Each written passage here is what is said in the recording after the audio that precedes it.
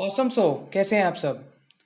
तो हर बार की तरह आज भी मैं वीडियो लेके आया हूँ जिसमें मैं आपको शेयर्स ऐसे बताऊंगा जिसमें अगर आप स्मार्टली एंट्री लेते हैं तो आप एक अच्छा खासा प्रॉफिट बुक कर सकते हैं। तो आज की कुछ वीडियो एक इंटरेस्टिंग पार्ट होगा। मैं आपको वीडियो के एंड में एक बोनस पार्ट भी शेयर करूंगा। अब वो बोनस पार्ट क्या है, हमारे अंदर एक उछाल आ गया होगा कि भाई मेरे को तो बोनस पार्ट पता क्या है।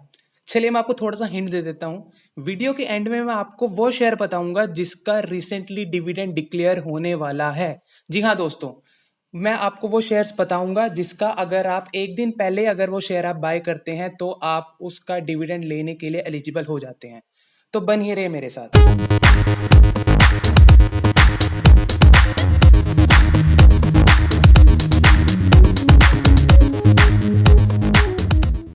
तो दोस्तों मैं आपको आज 4 शेयर बताऊंगा जिसके अंदर आप प्रॉफिट बुक कर सकते हैं अगर आप स्मार्टली एंट्री लेते हैं।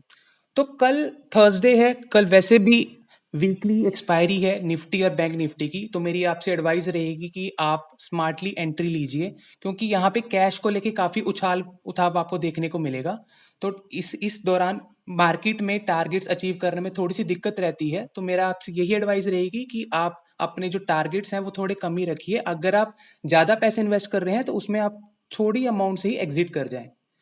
तो अब बात करते हैं कल की स्ट्रेटेजी के लिए कौन सा वो पहला शेयर रहेगा। तो मैं पहला शेयर आपके साथ यहाँ पे डिस्कस करना चाहूंगा, वो है टाटा मोटर्स।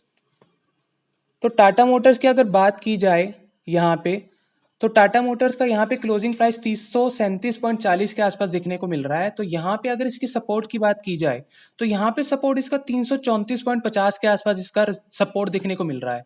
तो अगर ये 334.50 से नीचे को सस्टेन करता है तो आप इसको शॉर्ट सेल कर सकते हैं, जिसमें इसका पहला टारगेट रहेगा 330.10 और दूसरा टारगेट रहेगा 326।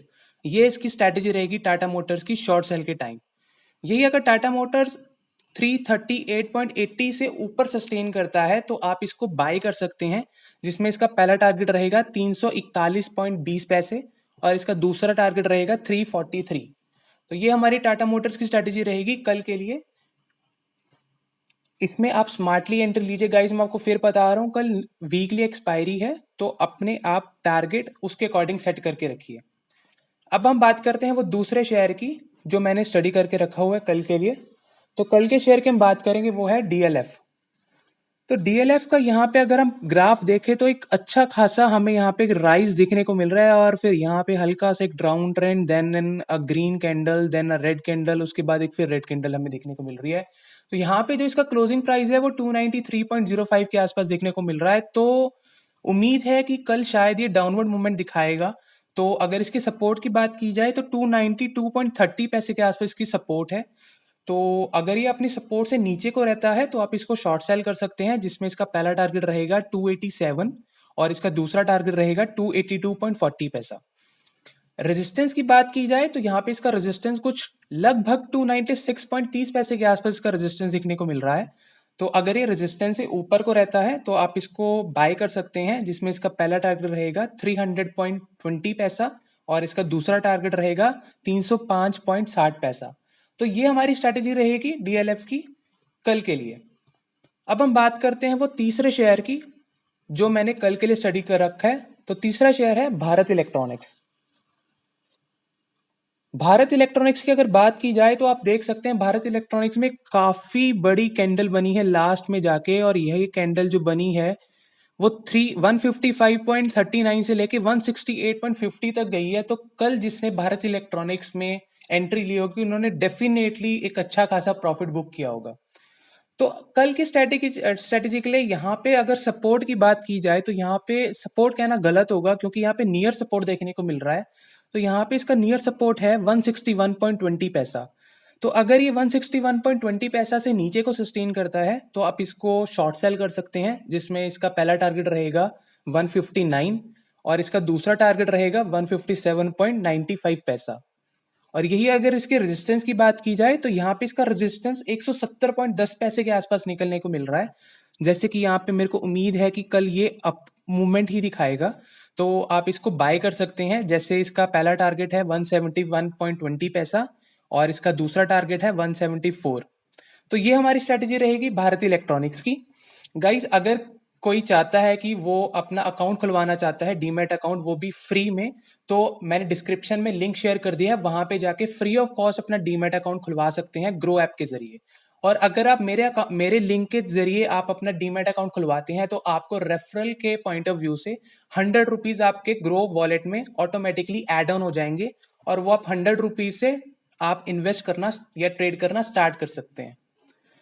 तो मैं बात करना चाहूंगा वो लास्ट शेयर की जिसमें मैंने स्टडी कर रखी है, और आप अगर आप उसमें एंट्री लेते हैं, स्मार्ट एंट्री लेते हैं, तो डेफिनेटली आप उसके अंदर भी प्रॉफिट गेन कर सकते हैं।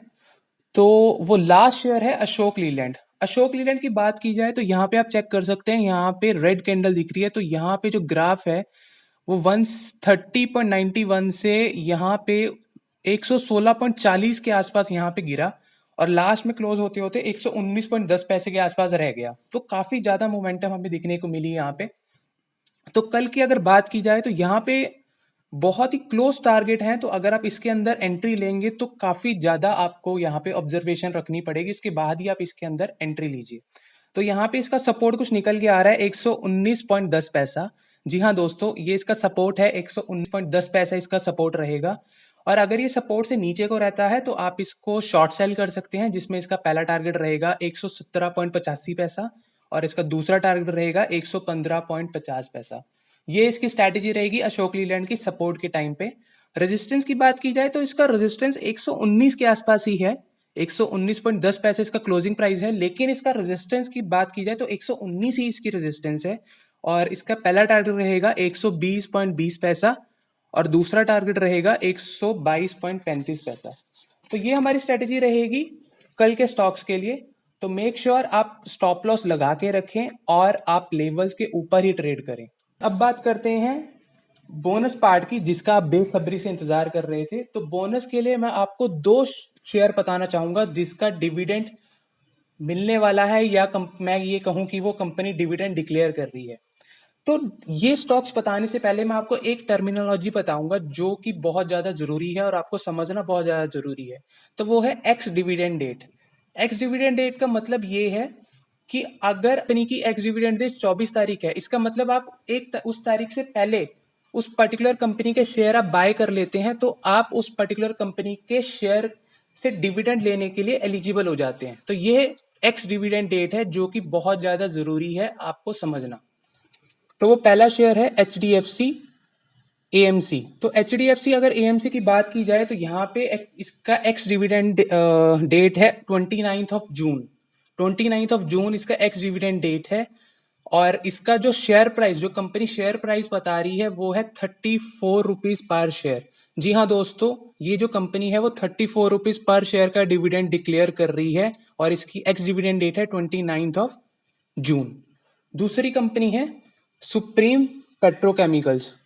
जी हाँ दोस्तों, दूसरी कंपनी है सुप्रीम पेट्रोकेमिकल्स। सुप्रीम पेट्रोकेमिकल्स की बात की जाए तो यहाँ पे इसकी एक्स डिविडेंड डेट है 25 जून। इसका मतलब ये है अगर आप सुप्रीम पेट्रोकेमिकल से डिविडेंड लेना चाहते हैं तो आपको 24 जून को ही इसके शेयर बाय करने होंगे, तभी आप एलिजिबल होंगे इस पर्टिकुलर कंपनी से शेयर डिविडेंड लेने के लिए। तो इसका जो शेयर प्राइस जो कंपनी ने डिक्लेयर किया है डिविडेंड, वो है 12.5 रुपीज पर शेयर। जी हाँ दोस्तों, सुप्रीम पेट्रोकेमिकल्स आपको 12.5 रुपए पर शेयर का डिविडेंड डिक्लेयर कर रही है, और इसकी एक्स डिविडेंड डेट है 25 जून। तो ये हमारी कुछ स्ट्रेटेजी थी कल के लिए। तो मेक श्योर आप स्टॉप लॉस लगा के रखें, और अगर आप फ्री में डीमैट अकाउंट खुलवाना चाहते हैं तो डिस्क्रिप्शन में लिंक दिया है, आप जाके आप खुलवा सकते हैं। Thank you guys, happy investing.